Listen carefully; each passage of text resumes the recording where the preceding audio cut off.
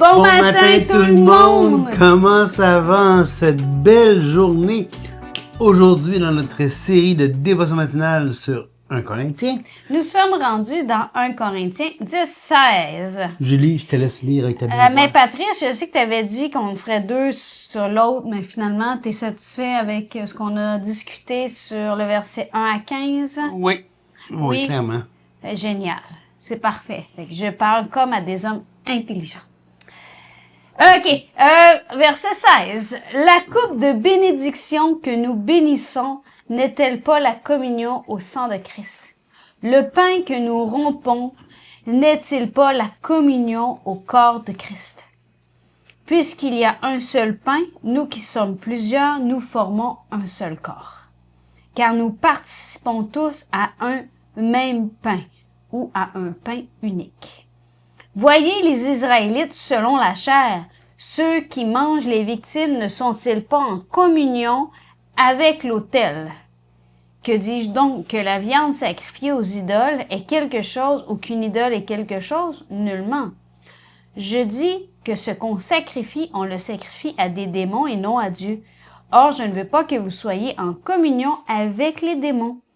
Vous ne pouvez boire la coupe du Seigneur et la coupe des démons. Vous ne pouvez participer à la table du Seigneur et à la table des démons.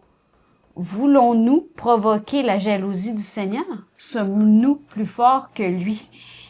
Patrice, ici, on a vraiment une péricope qui, je pense, s'adresse vraiment au contexte des Corinthiens. Très. Et très, très spécifique. Il y a quelque chose de très intéressant que moi, je voudrais dire avant que tu t'élances. Lorsqu'il est écrit « Voyez les Israélites selon la chair », cela signifie, si je ne me trompe, des Israélites de naissance. Oui. Donc, qui sont Israélites selon leur chair, leur manteau physique. Écoute, comme le mot chair veut souvent dire dans la Bible. Le sac de viande, oui. Mais j'aime pas vraiment l'expression sac de viande parce que tu sais, moi, je suis prof de science. Hein? Il n'y a pas juste de la viande. Je le sais, des bissailles. OK, c'est correct. On va pas dégoûter tous ceux qui nous écoutent ce matin. Non, mais c'est important parce que, pourquoi je dis souvent sac de viande en passant, c'est que trop souvent, on associe la chair à quelque chose d'intangible, d'obscur, d'une nature quelconque dans l'être humain. Non, la chair, c'est notre corps physique. C'est notre physicalité, si on peut dire. Maintenant, tu me parles des Israélites selon la chair, c'est important, c'est ce que Paul va dire dans Romains chapitre 9. On va aller là tout de suite, dans Romains 9. En fait, je te parle de rien, là, c'est le texte qui parle de ça, faudrait quand même pas, comme si j'avais... Tu veux lire Romains 9, 1 à 4, je pense? Et toi, tu fais quoi pendant ce temps-là? Moi, OK, je vais lire. Je dis la vérité en Christ, je ne mens point. C'est ça? Oui. Ma conscience m'en rend témoignage par le Saint-Esprit. J'éprouve une grande tristesse et j'ai dans le cœur un chagrin continuel, car je voudrais moi-même être anathème et séparé de Christ pour mes frères, mes parents selon la chair, qui sont Israélites, à qui appartiennent l'adoption, la gloire, les alliances, la loi, le culte, les promesses, les patriarches, et de qui est issu selon la chair, le Christ qui est au-dessus de toutes choses. Dieu béni éternellement. Amen. Bon, là, ce qu'il faut comprendre, là, quand on parle d'Israélites dans la Bible, puis toute cette idée de les chrétiens qui ne sont pas d'origine juive, ne sont pas des juifs spirituels, ne font pas partie de l'Israël spirituel. Jamais c'est mentionné comme ça dans la Bible. En fait, dans l'Ancien Testament, si ma mémoire est bonne, il y a plus de 2600 fois que le mot Israël est utilisé. Dans le Nouveau Testament, plus de 70-75 fois que le mot Israël est utilisé. J'oublie le nombre de fois que le mot juif est utilisé. Jamais Israël n'est utilisé pour parler de l'Église, des non-juifs, des chrétiens non-juifs. Jamais le mot juif est attribué à un chrétien non-juif. C'est toujours une question d'ethnicité. L'Israélite, c'est quelqu'un qui est l'Israël. Et quand, dans la Bible, on voit dans Galates 6... Une question d'ethnie, tu veux dire? Ouais, c'est pas ça que j'ai dit? Ethnicité? Ouais, non, une question d'ethnie, je pense. En tout cas, peu importe, une question d'ethnie. De naissance, d'héritage, de génération, de généalogie. Exactement. Et donc, quand on parle d'Israël, de Dieu, je pense dans Galates 6:16, ça fait pas référence à l'Église qui est mystérieusement, magiquement devenue Israël, là. Ça parle de cette partie des Israélites qui ont accepté Jésus-Christ comme sauveur personnel et qui font donc partie de ce reste de croyants au sein d'Israël. Et ça donne un sens parce que pour revenir au texte de 1 Corinthiens 10, donc dans les 2 premiers versets où il parle la coupe de bénédiction que nous bénissons n'est-elle pas la communion au sang de Christ, le pain que nous rompons n'est-il pas la communion au corps de Christ? Il y a un seul pain, on est plusieurs, on forme un seul corps car nous participons tous à un même pain. Ces 2 passages-là parlent de la Sainte Seine, donc le repas du Seigneur tel qu'il est partagé dans l'Église primitive et dans l'Église encore jusqu'à aujourd'hui comme une commémoration, du sacrifice de Christ et 2, comme un lien de communion puisqu'on partage le même pain, ben ça montre qu'on est tous participants au corps de Christ. Au verset 18, il fait un parallèle avec Israël. Donc, voyez, les Israélites, selon la chair, ceux qui mangent les victimes, ne sont-ils pas en communion avec l'autel? Donc, ce qui est en train de dire, c'est, voyez, même les Israélites, dans la coutume, dans pas les protocoles, les fêtes juives, comment on appelle ça? Les célébrations, les sacrifices, les rituels. Les rituels, merci. Juifs, ben, il y a ça aussi, là. Ils mangent les victimes, ils sont en communion avec l'autel, la victime expiatoire, ainsi de suite, tout ce qu'on retrouve dans l'Ancien Testament comme protocole. Donc, il est pas en train de dire il est vraiment en train de dire, ben, vous voyez, c'est comme les Israélites, ben, quand ils participent, ils sont en communion avec l'autel. Quand nous, on fait la Sainte Seine, on est en communion les uns avec les autres, participant dans le même corps. Et c'est vraiment présenté comme 2 choses distinctes. Oui. Exactement.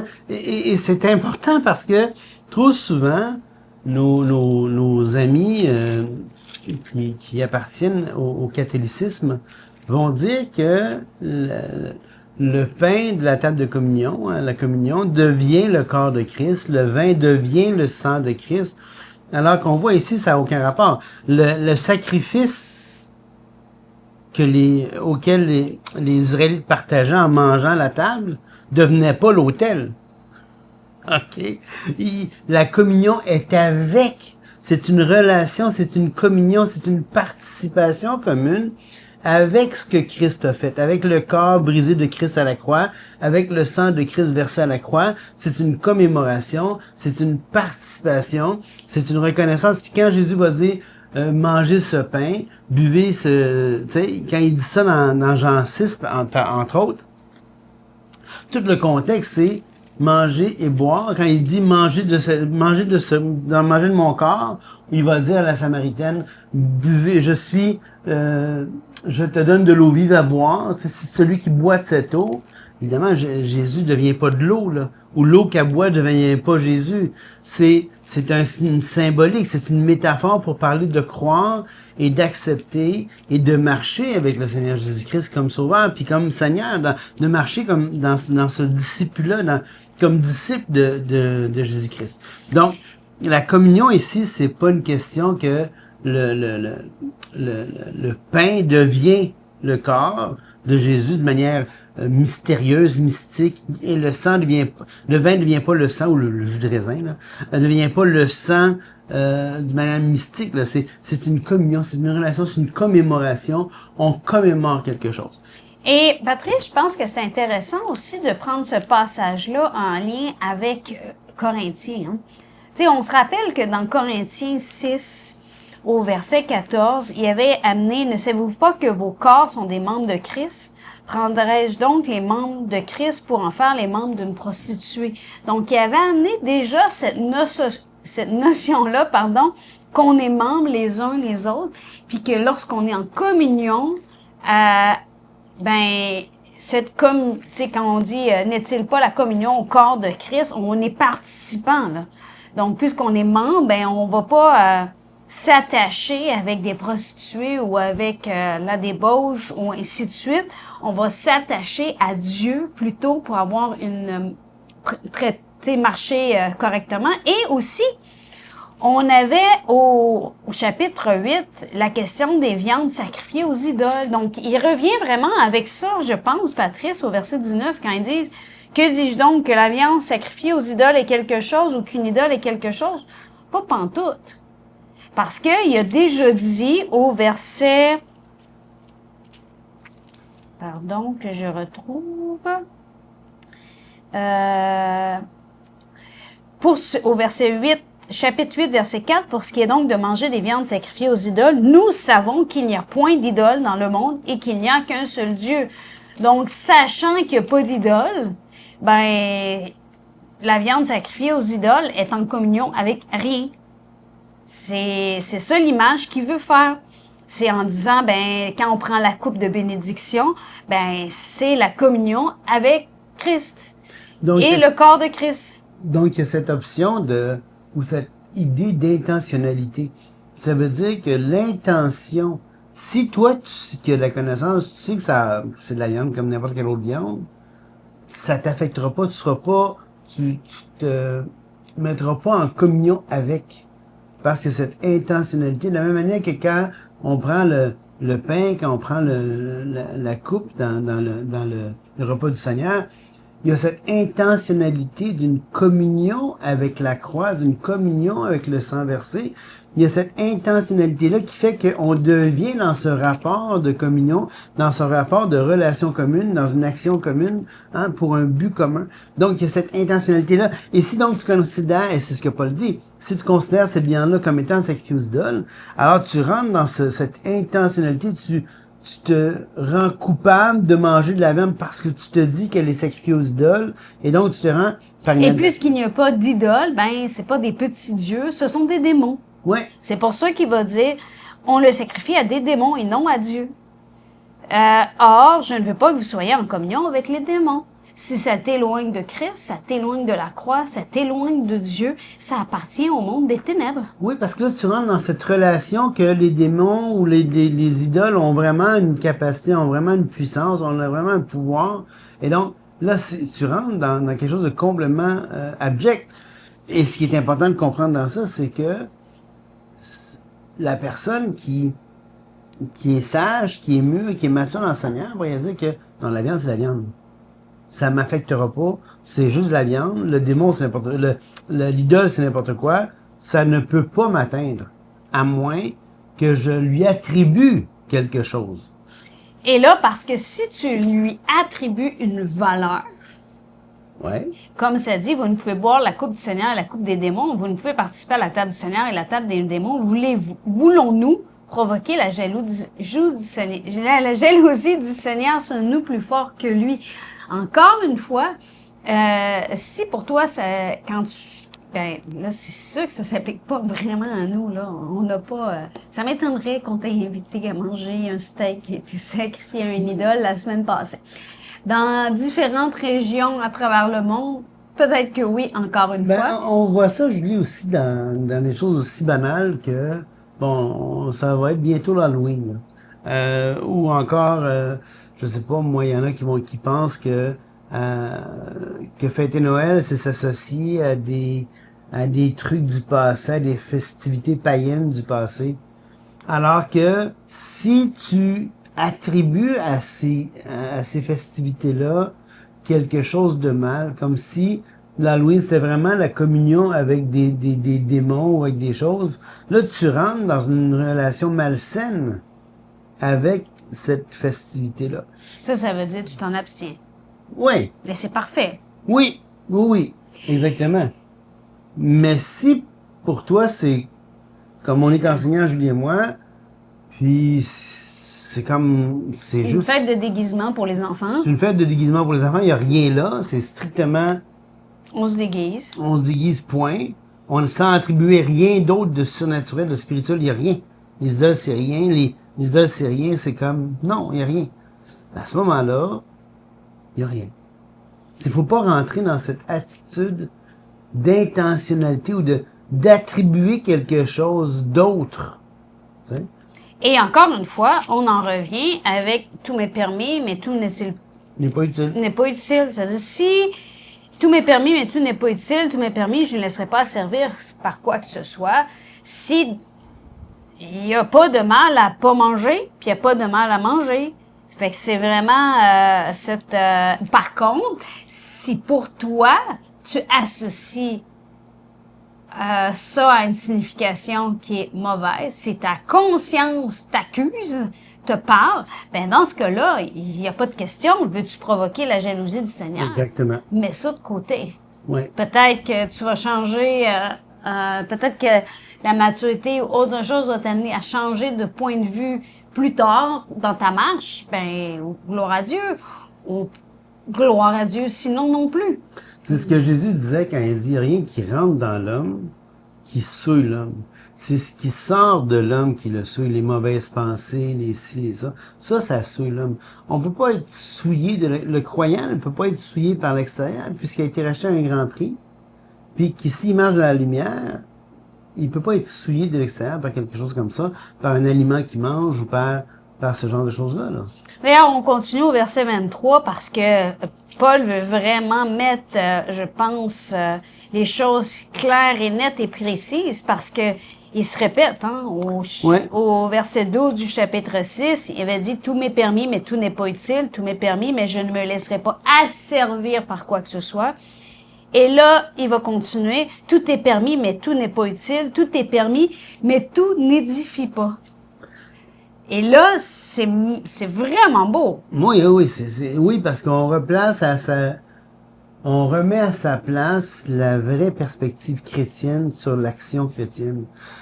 Et je veux rappeler par contre cette idée de tout est permis mais tout n'est pas utile. Si vous n'avez pas écouté notre épisode qu'on a fait là-dessus, c'est du verset quoi tu disais là? Verset 6-12. 6-12. Si vous n'avez pas écouté cet épisode-là, je vous encourage à aller l'écouter. Dans tout le contexte d'un Corinthien, il y a des choses qui sont interdites. Hein? L'idolâtrie, il va nommer plein de choses à proscrire dans la vie du croyant. Alors, il n'est pas en train de dire que ces choses-là sont permises. Non, c'est ça. La débauche n'est pas permise, peu importe le sens que tu lui interprètes. Là, ici, le tout, dans le contexte, c'est le manger, c'est le boire, c'est ces choses-là. C'est tout ce qui n'est pas interdit est dans la sphère du permis. OK? Mais c'est pas parce que c'est permis que c'est utile. Ou que ça édifie l'autre. Oui, d'ailleurs, là, je pense quand ça dit au verset 24 que personne ne cherche son propre intérêt, mais que chacun cherche celui d'autrui, c'est de voir vraiment que, laisse-toi pas asservir, et 2, faut pas être une pierre d'achoppement pour l'autre, faut être une source d'édification pour l'autre. Ouais. Donc, on peut décider de ne pas faire des choses pour sa propre conscience, puis on peut décider de ne pas faire des choses pour ne pas entacher la conscience de l'autre. Clairement. On va être une source de...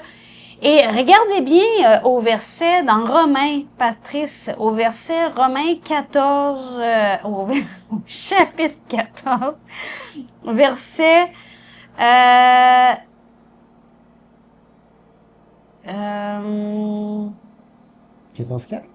Écoute, 14, 13, non, pas pantoute, 4. Ne nous jugeons donc plus les uns les autres, mais pensez plutôt à ne rien faire qui soit pour votre frère une pierre d'achoppement ou une occasion de chute. Je suis persuadé par le Seigneur Jésus que rien n'est impur en soi et qu'une chose est impure que pour celui qui la croit impure. Mais si pour un aliment ton frère est attristé, tu ne marches plus selon l'amour. Ne cause pas par ton aliment la perte de celui pour lequel Christ est mort. Que votre privilège ne soit pas un sujet de calomnie. Tu lis 1-4 ou 7? Car le royaume... j'ai pas fini de lire ce que je veux lire. Car le royaume de Dieu n'est pas le manger et le boire, mais la justice, la paix et la joie par le Saint-Esprit. Celui qui sert Christ de cette manière est agréable à Dieu et approuvé des hommes. Ainsi donc, écoutez bien ça, recherchons ce qui contribue à la paix et l'édification mutuelle pour un aliment ne détruit pas l'œuvre de Dieu. Amen. En vérité, toutes choses sont pures, mais il est mal à l'homme quand il mange de devenir une pierre d'achoppement. Il est bien de ne pas manger de viande, de ne pas boire de vin ou de s'abstenir de ce qui peut être pour ton frère une occasion de chute, de scandale ou de faiblesse. Et là, c'est vraiment... Oui, mais je veux juste finir avec ce que je veux dire, que personne ne cherche son propre intérêt, mais que chacun cherche celui d'autrui.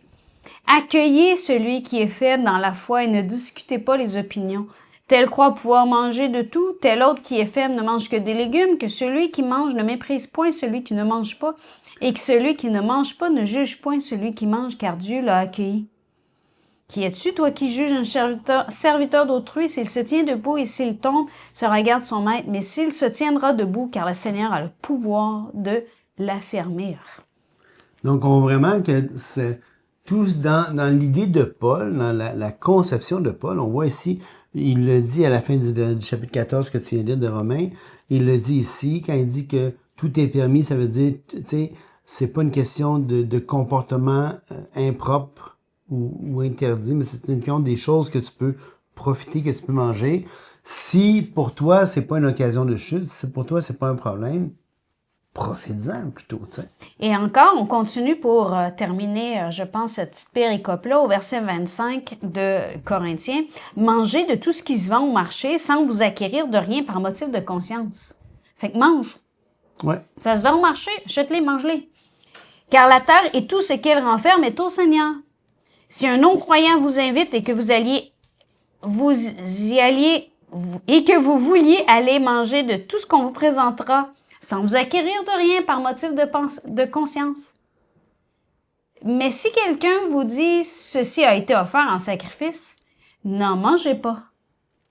À cause de celui qui a donné l'avertissement et à cause de la conscience. Je ne parle pas de la tienne, mais de celle de l'autre. Oh, excusez, je l'ai un peu dit en québécois.